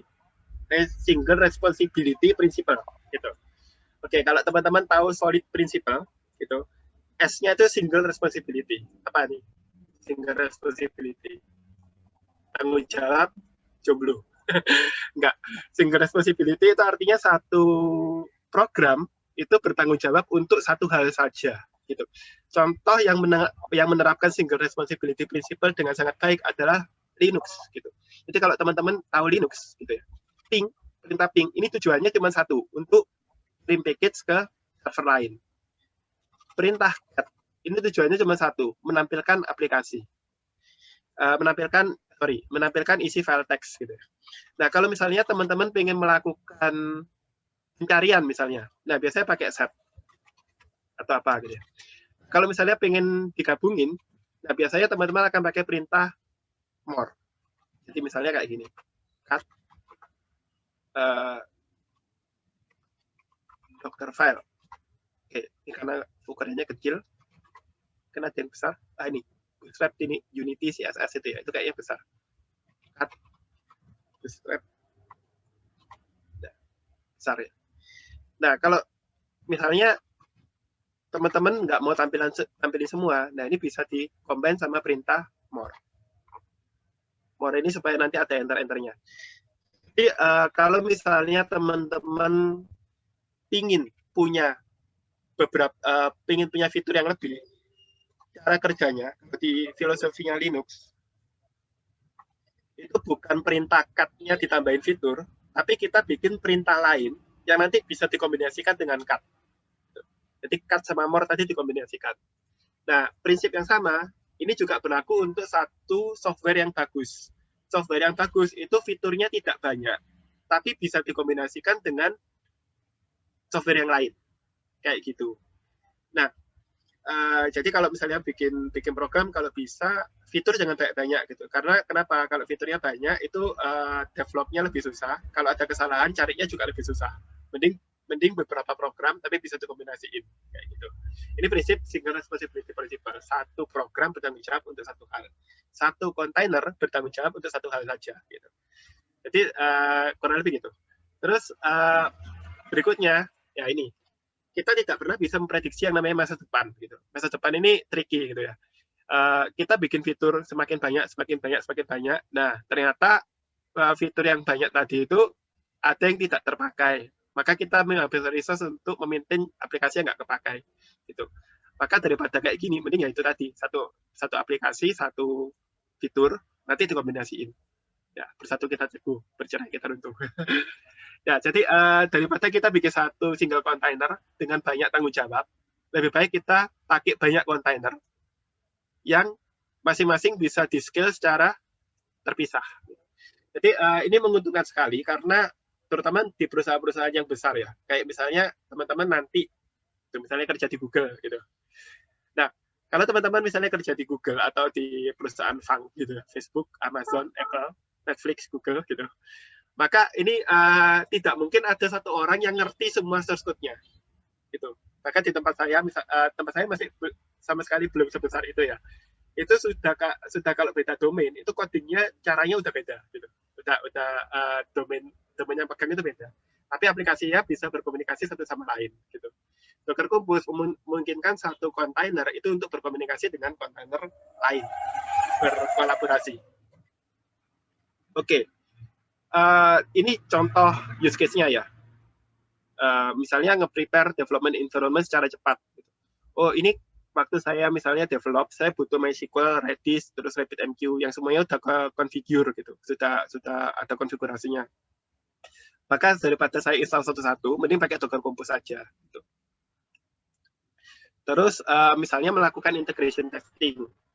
Integration testing ini kayak kita coba running satu aplikasi secara utuh, kemudian kita tembak pakai request gitu, kita tembak requestnya, apakah dia baik-baik aja atau dia error gitu ya. Nah ini lebih enak kalau kita pakai Docker Compose. Jadi langsung banyak aplikasi kita running barengan, terus kita tes. Kemudian deliver POC. POC ini proof of concept gitu, atau ada yang bilang minimum viable product gitu ya. Jadi kalau misalnya teman-teman mau bikin aplikasi, gitu, terus aplikasinya ini terdiri dari banyak komponen, mending kita bisa deliver pakai Docker Compose, terus misalnya orangnya disuruh running. Coba ini dijalankan dengan perintah, misalnya tinggal Docker Compose up gitu. Terus deployment, oke. Sampai pada poin tertentu, Docker Compose ini cukup untuk deployment. Kita nggak perlu pakai Kubernetes. Gitu. Tapi ya cuma sampai tahap tertentu gitu. Misalnya kita nggak butuh scaling gitu. Kalau udah butuh scaling ya Docker Compose ini nggak lagi alat yang tepat. Oke. Docker Compose itu bukan advanced orchestration gitu. Maksudnya dia fitur-fiturnya tuh nggak secanggih misalnya kayak Kubernetes atau yang lain, Docker Swarm gitu. Nggak sampai seperti itu. Nggak bisa scale up atau scale down. Scale up atau scale down ini maksudnya gini. Kadang-kadang kalau request kita banyak, nah beberapa infra yang bagus, beberapa infrastruktur yang bagus, itu dia bisa menaikkan jumlah kontainer secara otomatis. Jadi misalnya kita punya aplikasi PHP nih, request-nya cuma 3 atau 5 user per detik, maka mungkin satu pod aja cukup bisa melayani. Tapi kalau misalnya 100 user, maka satu pod ini jelas nggak cukup. Nah, ada mekanisme supaya tadi satu pod ini bisa otomatis naik jadi 10 atau 20 gitu. Tergantung request yang dikasih itu gimana gitu. Nah, itu disebut sebagai scale up. Nah, kalau misalnya yang request udah sedikit, jumlah podnya diturunin lagi. Nah, itu disebut scale down. Kenapa kita perlu scale down? Untuk menghemat biaya, gitu ya, supaya nggak makan terlalu banyak resource. Docker Compose nggak bisa melakukan itu. Kita perlu tool yang lebih advance untuk itu. Oke. Nah, ini contoh beberapa image. Ya, ada MySQL, ada Nginx gitu. Ya, ini bisa di running. Tapi kayaknya hari ini kita nggak akan coba yang ini. Ini contoh dari Docker Compose ya. Ini ada MySQL, ada Nginx, kemudian ada aplikasi pakai Golang. Oke, tapi nanti saya nggak akan praktekin yang ini karena ini cukup banyak ya. Ini kayak running 3 aplikasi dalam satu perintah nanti. Ya, cuman gambarannya Docker Compose itu nanti bentuknya kayak gini. Jadi dia bisa dikasih image name, mana ini image name, container name ya. Kemudian ada image-nya, oke. Terus konfigurasinya ada di sini. Kemudian waktu kita ngomong Docker Compose up, nah itu dia akan langsung ngejalanin 3 service ini sekaligus, API, Nginx, dan MySQL. Oke. Ini project yang waktu itu saya bikin. Tapi hari ini saya akan coba yang lebih sederhana. Oke. Kebetulan tadi saya sudah sempat download, tapi nggak tahu ini running atau enggak ya. Kita coba bareng deh. Oke, ini percobaan yang kayaknya bakal menyenangkan. Teman-teman akrab sama WordPress ya? Oke, ini saya tutup dulu. Saya tutup biar nggak bingung dan nggak panik. Oke. Nah, ini contoh dari file Docker Compose. Jadi, tadi kita sudah punya kontainer ya. Kontainer ini kita bisa buat. Kemudian nanti yang tidak sempat saya tunjukkan adalah kita bisa push. Nah, kalau kita melakukan push, maka image kita nanti akan masuk ke Docker Hub. Mana tadi? Nah, ke sini ya. Sorry, bukan. Nah, ini. Ke sini. Nah, Docker Hub ini adalah kayak semacam dasar gitu ya. Jadi teman-teman cari kontainer apapun ada di sini ya. Kecuali kebahagiaan nggak ada di sini. Cari apapun ada. MySQL, Oracle ada. Enggak? Oh, ada nih. Mau cari apa? Misalnya yang aneh-aneh banget itu Postgre.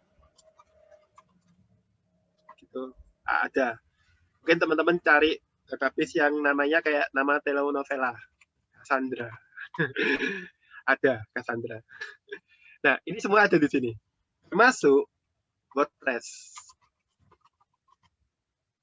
Laravel ada nggak? Kayaknya ada deh. Nah, ada ya. Oh, Symfony. Nah, ini kepisah-pisah ya. Ada yang ini Symfony. Terus ada apa lagi? Ya, hampir semua ada di sini. Nah, saya akan tarik image WordPress dan MariaDB. MariaDB ini apa? MariaDB ini MySQL. Cuman dia versi yang yang logonya beda, pakai anjing laut. MariaDB ini community driven. Jadi kayak Java, itu kan ada Java yang JRE, terus ada yang punya community OpenJDK gitu. Ini juga. Jadi ada MySQL yang diberi Oracle, ada MySQL yang masih di tangan community, kayak gitu. Oke, nah ini saya pengen running, dua image WordPress dan MariaDB. Si WordPress ini nanti mungkin saya kasih nama WordPress-ku, MariaDB-ku. Kemudian masing-masing punya environment. Oh, nanti passwordnya itu password gitu ya. Ini untuk si WordPress. Terus untuk DB passwordnya si WordPress. Kemudian root passwordnya sama juga. Ini untuk si di dalam MySQL-nya, di dalam MariaDB-nya ya. Jadi MariaDB-nya itu nanti database-nya namanya WordPress, root password-nya namanya password gitu. Oke. Kemudian yang bawah ini namanya volume. Volume ini untuk mirip kayak port ya. Kalau port ini 8080.280 ini artinya apa? Oke. Ini artinya port 8080 pada host akan dibind ke port 80 pada container. Nah, ternyata nggak cuma port yang bisa dibind, folder juga. Folder.html host akan dibind ke folder var www.html di container. Jadi nanti waktu saya jalankan, nanti akan muncul satu folder namanya HTML. Oke, folder HTML itu isinya adalah var www.html yang ada di WordPress. Kayak gitu. Jadi kita bisa otak-atik di situ. Ini untuk development enak banget. Kenapa? Karena artinya di dalam komputer kita itu kita nggak perlu PHP. Saya kalau nggak salah udah lama nggak pakai PHP, jadi di sini nggak ada PHP. Oh ada. Buat apa? Oke, tapi ada. Oke, intinya kalau misalnya saya nggak pakai PHP pun, ini si Docker Compose ini tetap bisa running gitu. Oke, saya akan coba ya. Oke, karena ini kayaknya saya perlu banyak. Ini kayaknya nggak sekali coba langsung bisa jalan sih, karena saya belum pernah coba. Oke, saya akan coba jalankan dengan perintah Docker Compose gitu. Maksudnya current directory. Jadi dia akan cari file Docker Compose YML yang ada di dalam directory WordPress ini. Ini dia. Terus dari situ dia akan coba untuk, ya sudah, ini akan di download kalau belum ada, kemudian dia akan running. Oke, kita coba ya, bareng-bareng. Enter. Oops. Which is undefined. Oh, nggak bisa nih. Oh, oke. Ini kayaknya saya sudah pernah bikin sebelumnya, jadi mending saya hapus dulu. Ya, tadi pagi saya running sih, cuman belum selesai.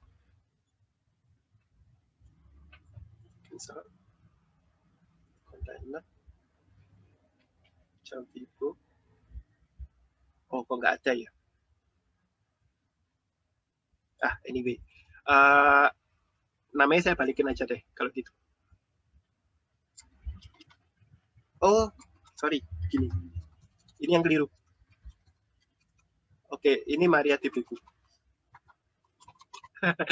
Oke, kayak gini doang. Oke, jadi kalau nanti di dalam WordPress dia nge-refer ke MySQL, nah itu dia akan arahkan ke MariaDB-ku yang ini.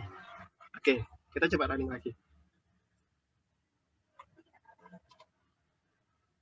Service. Oh, nggak perlu pakai titik ya. Oke, maka dia akan ambil si MariaDB-ku ini. Kalau belum ada, dia akan ambil. Kalau sudah ada, nah Docker ini enaknya apa? Docker ini dia per layer. Jadi untuk bikin satu image MariaDB ini kan ada komen-komennya. Kalau komennya udah pernah dipakai di kontainer yang lain, maka dia nggak perlu download lagi. Jadi teman-teman bisa lihat ini cukup menghemat ya. Ada tiga layer yang sudah already exist sehingga dia nggak download. Tapi yang lainnya dia download. Oke. Kira-kira kayak gini. Jadi nanti setelah ini jadi, kalau misalnya pakai Docker Compose, ini nanti akan muncul satu. Oke, ini saya matikan dulu deh, biar nanti nggak bentrok. Oh, ini juga perlu saya matikan.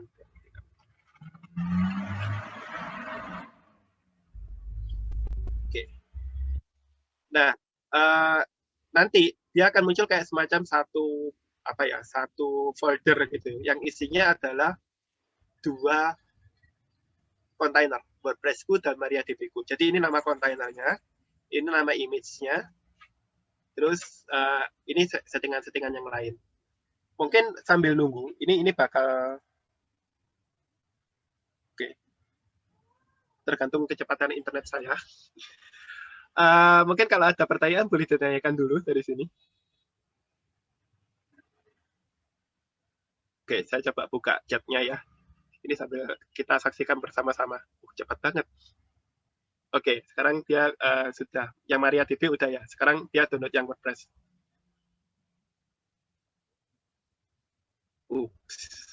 Oh ya, ini bakal lama. Oke, kalau gitu kalau ada pertanyaan silakan ditanyakan dulu.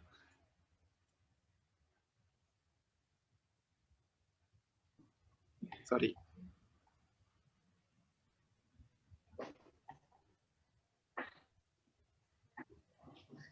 Ini kok saya nggak bisa lihat chatnya ya? Ada yang tanya nggak tadi? Sementara belum ada Pak yang bertanya. Sementara belum ada. Oh, oke. Ya, oke sambil nunggu kalau misalnya mau tanya-tanya boleh silakan.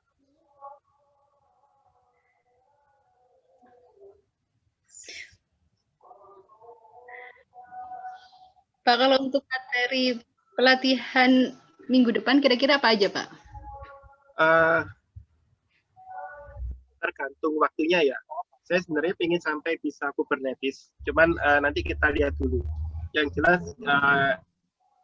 mungkin kurang lebih praktek yang ini ya, praktek ini, tapi ada beberapa tambahan. Ini kan tadi kita sudah coba untuk WordPress-nya ini kan dari image yang ada di atas ya, maksudnya ada di Docker Hub. Nah, bagaimana kalau misalnya kita ada aplikasi yang lain pakai MySQL yang sama, gitu, tapi aplikasinya itu kita bikin sendiri. Nah, kurang lebih kayak gitu. Ini Pak, ada yang tanya spesifikasi Pak. Spesifikasi laptopnya seperti apa? Bocoran spesifikasi PC. Ini spesifikasi PC untuk ngejalanin Docker atau gimana ya? Iya benar Pak. Spesifikasi ya. Untuk menjalankan Docker. Ya ini coba saya lihat dulu ya. Saya nggak apa.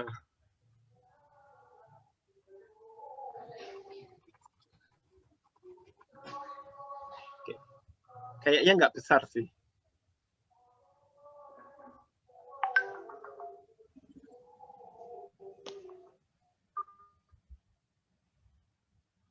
Internetnya jadi agak lambat karena dulu. Oke. Ini enggak.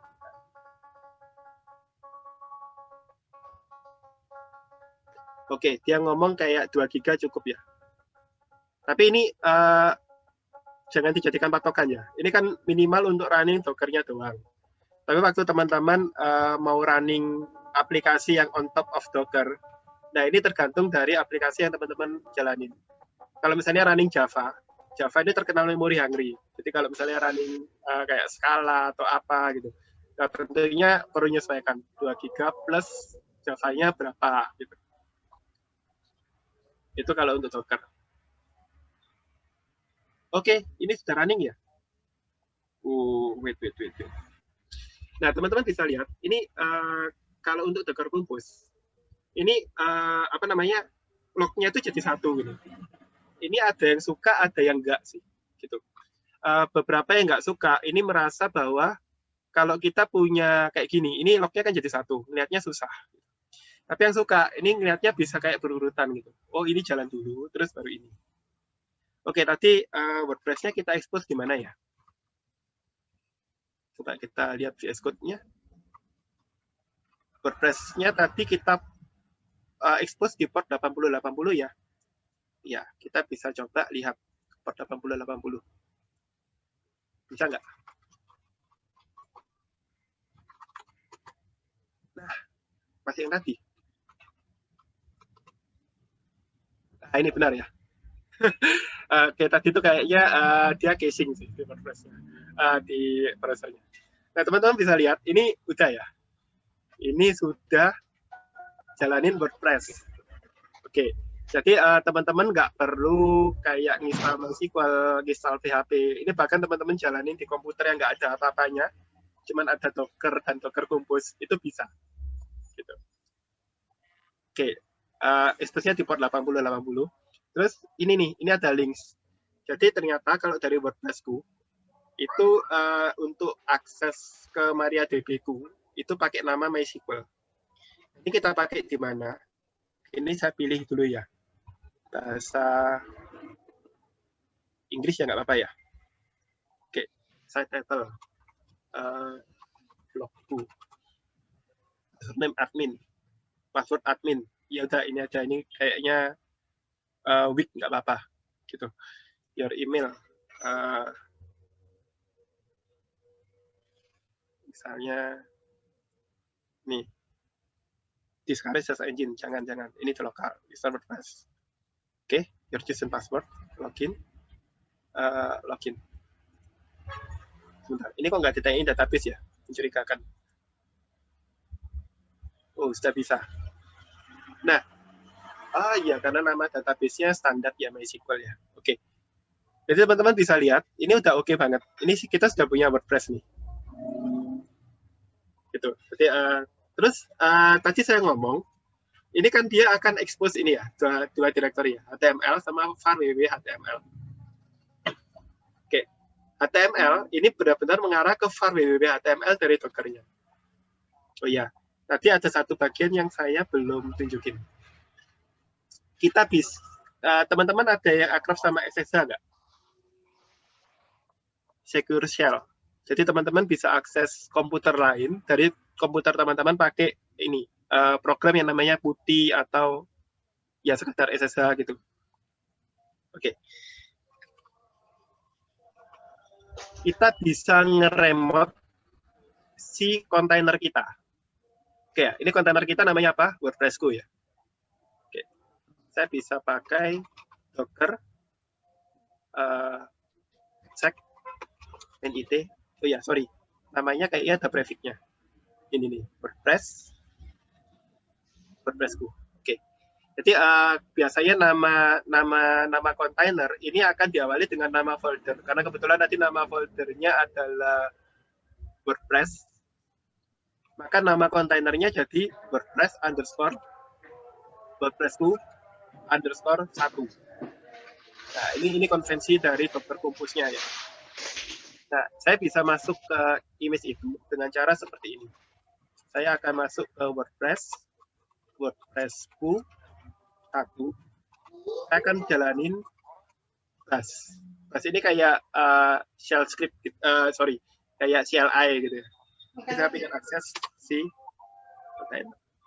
Oke, teman-teman bisa lihat, ininya berubah ya. Kalau tadi sebelumnya, ini komputer pribadi saya, si komputer hostnya, saya kasih nama Sanctuary.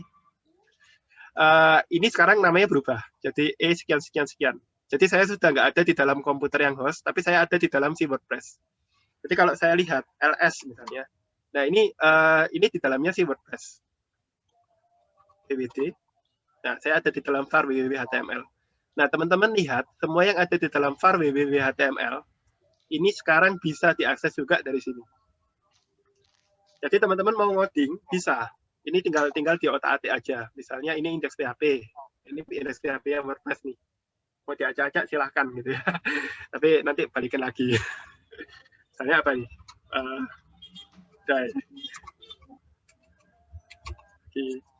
Diserang hacker. Misalnya kayak gitu. Nah, ini bisa juga. Gitu. Atau lagi maintenance. Ya, tentu saja kalau WordPress berarti ini nanti kita perlu restart ya. Oh, ini perlu ini sih permisinya perlu diubah. Tapi kurang lebih gitu. Oke, saya nggak ubah dulu. Oke, menarik ya. Jadi kayak misalnya teman-teman pengen develop aplikasi machine learning nih, pakai TensorFlow. Nah, si TensorFlow ini ternyata misalnya susah. Gitu. Wah, ini harus install pip, harus install apa gitu ya. Maka yang teman-teman lakukan apa? Ya sudah, cari aja image TensorFlow di sini. Ada nggak?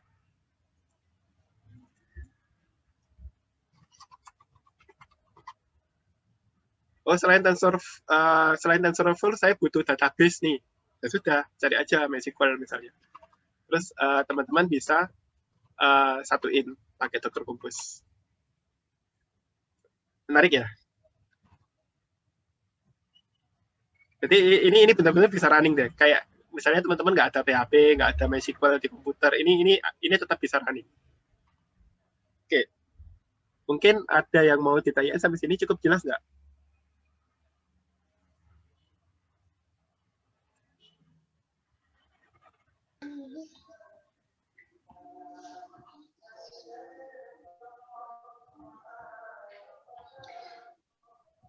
Sepertinya kalau nggak praktek itu masih ngawang, Pak.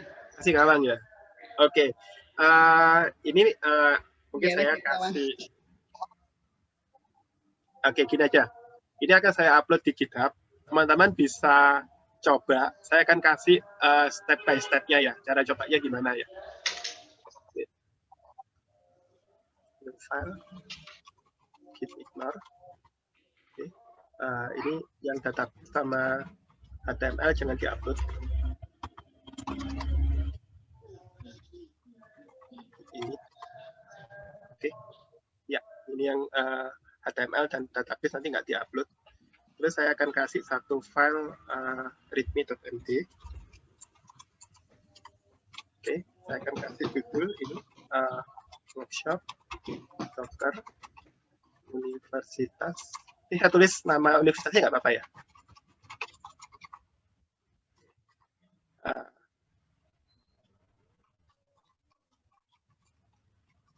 Percobaan memakai Docker Compose. Oke.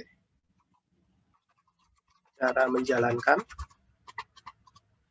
Satu, install Docker Desktop.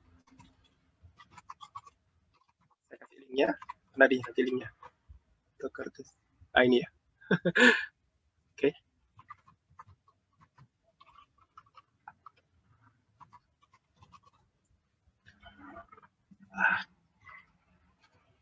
Ini sintaks Markdown. Sintaks Markdown ini mirip-mirip kayak HTML. Jadi kalau, nah, ini tampilannya jadi kayak gini. Enak ya, kalau misalnya HTML kan harus ngapalin apa namanya tag-tag gitu ya. Kalau ini nggak usah.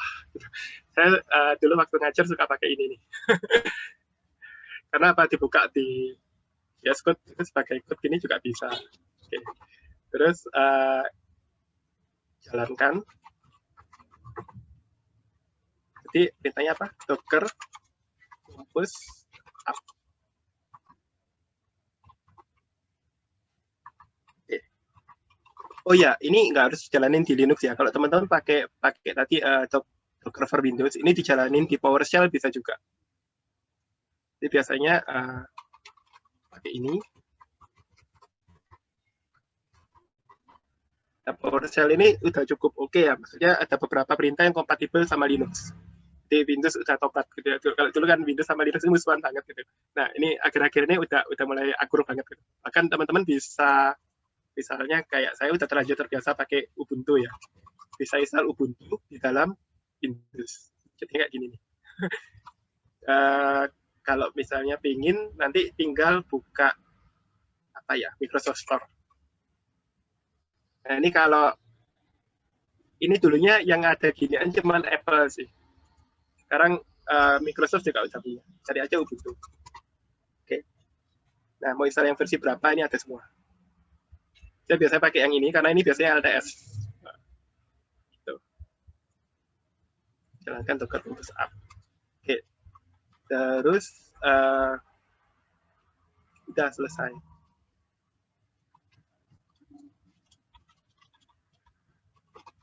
Nanti akan terbentuk file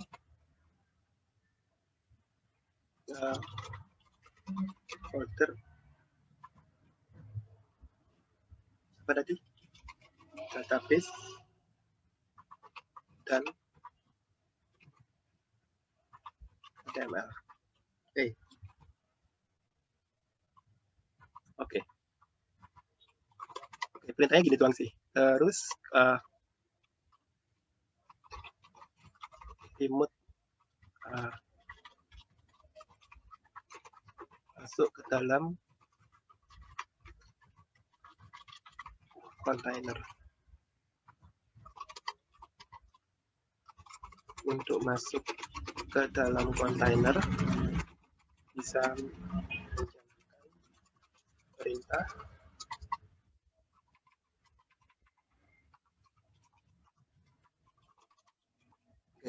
Perintahnya tadi apa? Docker exec init, nama image, comment.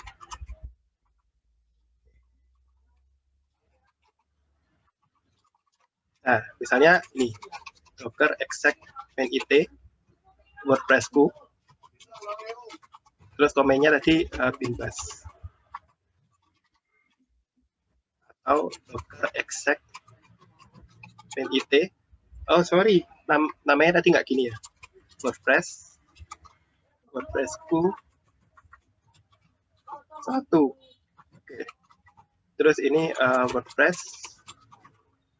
MariaDB-ku 1. Jadi yang MariaDB-ku sama WordPress-ku ini, oke. Bukan nama image ya, nama kontainer.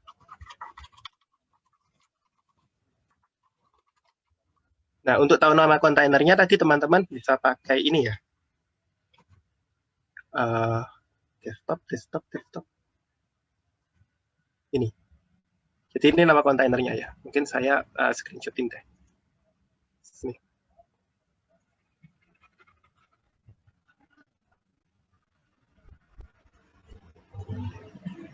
Oke, saya taruh di aduh nggak bisa.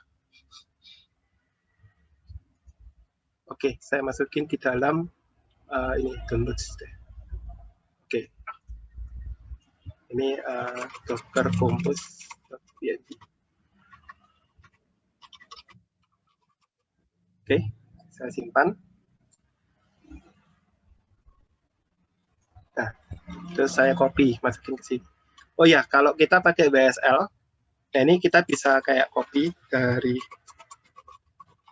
users, friendly, downloads, namanya Docker Compose ya. Oke, terus saya akan copy ke sini. Nih, muncul nih. Nah, enak ya. Nah, ini tinggal saya kasih image-nya. Docker Compose. Oke.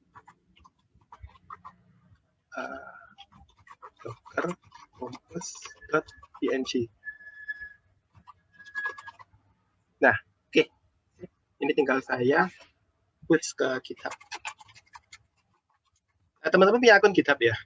Oh, nggak punya pun nggak apa-apa. Ini bisa di-download kok. Oke.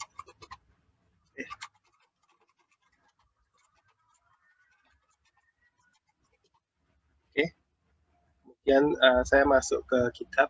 Sorry, jadi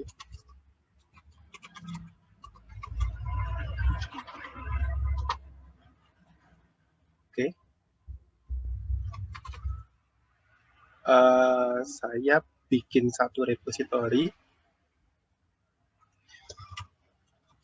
Docker WP. Oke, public ya. Create repository. Teman-teman akrab sama GitHub ya? Ini kalau misalnya apa namanya jadi developer, selain perlu ngerti Docker, kayaknya perlu tahu tentang Git juga.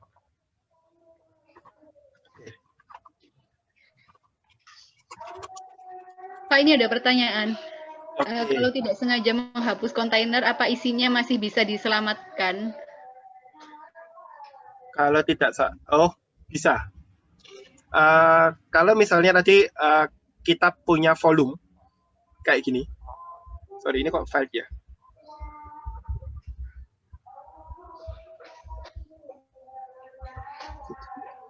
Nanti saya. Oh. Bentar ya. Saya terus dulu.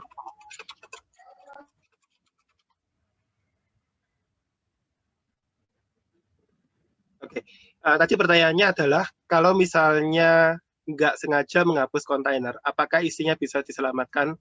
Bisa. Jadi kalau misalnya, katakan aja, ini saya hapus. Tanpa ragu, seperti ini. maka dia hilang kan kontainernya. Nih, ini mati dulu, terus hilang. Nah, yang teman-teman lihat adalah ini masih ada. Database-nya masih ada, HTML-nya masih ada. Kalau misalnya teman-teman running lagi, maka dia akan kembali persis seperti semula. Jadi antara si kontainer sama file-file yang perlu diselamatkan ini aman gitu. Jadi kontainer itu pada dasarnya dia stateless ya. Kalau bisa kontainer itu stateless, nggak menyimpan apapun. Ya nyimpannya kalau butuh menyimpan ya pakai volume kayak gini. Volume itu tadi maksud saya kayak gini nih. Yang di ini folder atau kita biasa ngomongnya volume. Volume. Oke. Git status. Oh, ini sudah saya simpan belum?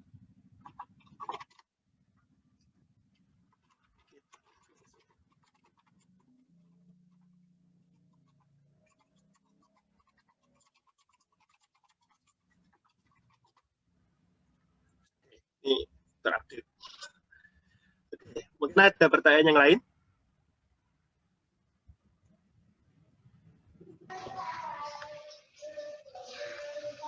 Sementara belum ada, Pak.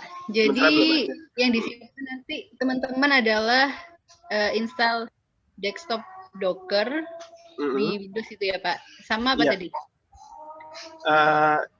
Jalankan Docker Compose App ini ya, Pak. Saya tadi ada linknya. Oke. Ini bisa teman-teman download. Bentar, ini kenapa saya nggak bisa buka chat ya? Bentar, mungkin saya stop share dulu ya. Ini bisa. Nah, oke, tadi antar Mas Irul. Oke. Nanti teman-teman bisa langsung buka ini, kemudian coba-coba gitu ya. Oh iya. Oke. Oke. Yang lain ada pertanyaan lagi nggak? Mas Alpi, apa ada kesalahan newbie termasuk Bapak ketika pertama kali coba Docker? Oke. Ini pertanyaan dari Mas Alpi ini pertanyaan yang bagus. Oke. Biasanya kalau kita lagi workshop kita ditunjukkan yang berhasil, yang gagal nggak ditunjukin ya. Oke, coba saya share lagi ya.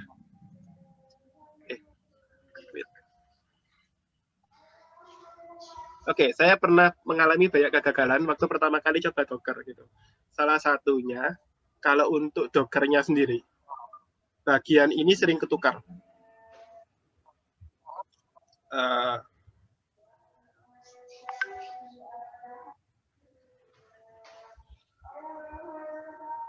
Ini nih.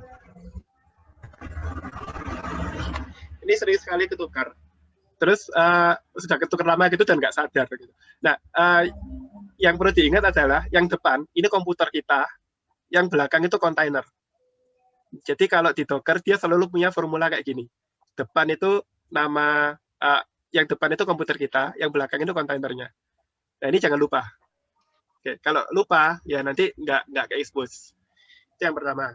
Kemudian kesalahan yang lain adalah waktu pakai Docker Compose. Oh, ini saya masih di, sudah keluar.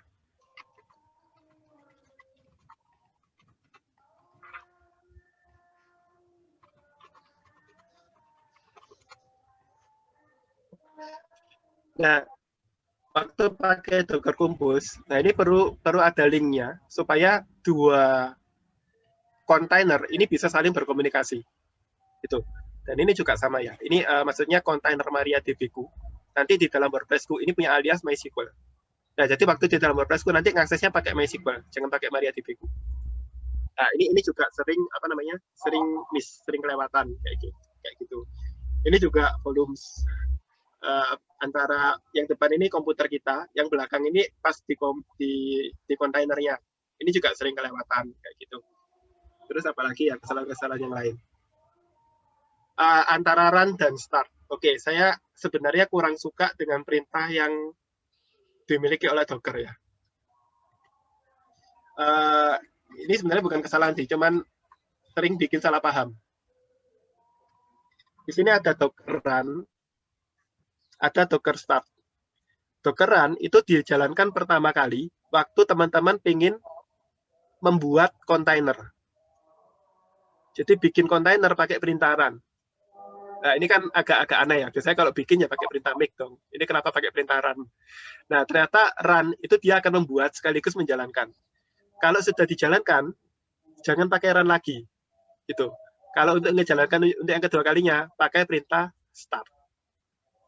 Jadi misalnya kayak tadi ya, waktu saya pertama kali download si WordPress, saya akan pakai perintah docker run. Tapi kalau WordPress-nya sudah ada, saya akan pakai perintah docker start.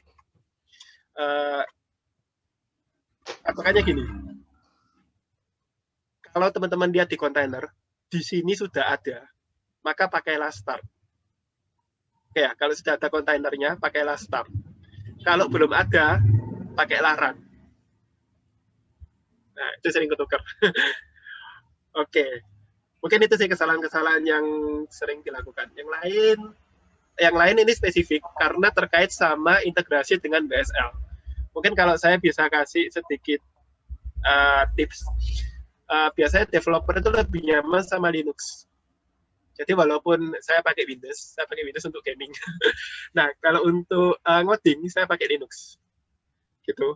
Dan di sini, ini ada perintah, ada settingan untuk integrasi. Jadi biasanya saya akan pakai bagian ini. Sorry, yang mana ya? Ini, WSL Integration.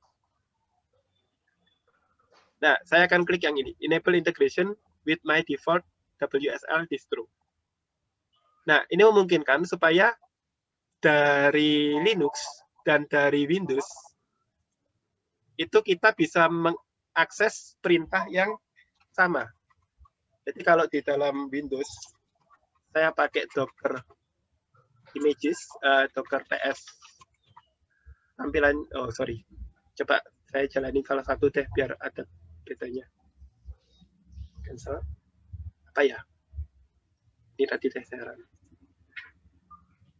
Oke. Kalau di sini saya pakai Docker PS, ini Windows ya. Hasilnya seperti ini. Maka di Linux pun hasilnya sama. Docker PS tadi pintanya. Nah, hasilnya sama. Ini sih kalau misalnya teman-teman pakai WSL, pakai Windows, pakai Linux di dalam Windows. Nah, ini ngebantu. Tuh. Oke. Terus settingan yang lain, tapi ini cukup berat ya. Kalau misalnya teman-teman nanti sudah terbiasa sama Docker dan Docker Compose, terus teman-teman pengen belajar yang lebih advance, misalnya Kubernetes. Kubernetes ini apa namanya? Belajarnya cukup panjang sih. Nah, teman-teman bisa centang yang ini.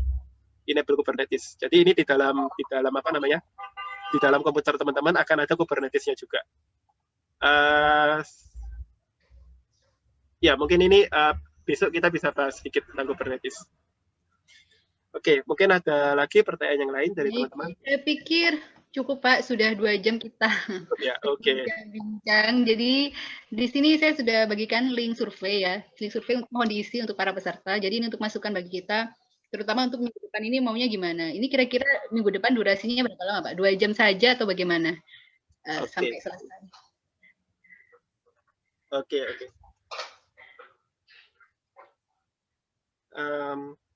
Mungkin kalau misalnya teman-teman mau tanya-tanya setelah ini, nanti cari aja ini nama saya kalau di Twitter, GitHub, atau kalau enggak GoFriendly. Oke, itu dimanapun, di Facebook atau di mana. Ya, jadi bagi para peserta yang mau bertanya lebih lanjut bisa ke Twitternya Bapak GoFriendly di chat ini ya, di kolom chat. Oke, kalau misalnya nggak ada, saya balikin ke Bu Isna ini. Ya, terima kasih kesempatannya. Baik, terima kasih banyak. Materi yang sangat luar biasa. Mudah-mudahan kami bisa mengikuti Pak, terutama untuk minggu depannya, karena kalau nggak nyoba sendiri tuh masih bingung. Kaminya maksudnya. Kalau ya udah biasa, ya udah biasa. Nah, jadi siap-siap untuk minggu depan kita akan mulai langsung latihan bersama Bapak GoFriendly tentang Docker. Jangan lupa tadi sudah disuruh install dulu desktop Docker. Kemudian ini sudah di-share link GitHub yang disuruh coba-coba di desktop Docker-nya. Kemudian kita bahas lebih lanjut dan lebih rincinya adalah minggu depan bersama narasumber Bapak Gufrendi. Baik, jangan lupa isi link surveinya ini, jangan lupa diisi untuk saran bagi kami, perbaikan bagi kami buat webinar-webinar series selanjutnya. Terus untuk absensinya, di sini kita nggak ada absensi, jadi nanti admin kita yang akan melis siapa aja yang masuk ke dalam partisipan di Zoom. Jadi kita sendiri yang akan ngabsen gitu. Jadi tidak ada link absensinya. Baik, saya pikir demikian Pak. Terima kasih semua peserta atas kehadirannya dan partisipasinya dalam webinar series kali ini. Sampai jumpa minggu depan. Jaga kesehatan, semua kita bisa latihan Docker minggu depan dengan lancar dan bisa nambah ilmu untuk semuanya, baik untuk saya dan mahasiswa semuanya. Oke, semoga minggu depan lebih semangat lagi ya. Ya, oke, terima kasih. Ya, terima kasih Pak Gufrendi. Saya ingin tanya tapi nggak mudah. Yang lebih teknis-teknis saya udah nggak nyambung. Minggu depan aja mungkin Pak. Dilanjut lagi. Boleh, Bu. Yang lebih teknisnya lagi. Oke, terima kasih semuanya. Saya akhiri. Assalamualaikum warahmatullahi wabarakatuh. Salam sejahtera buat kita semua. Waalaikumsalam warahmatullahi wabarakatuh.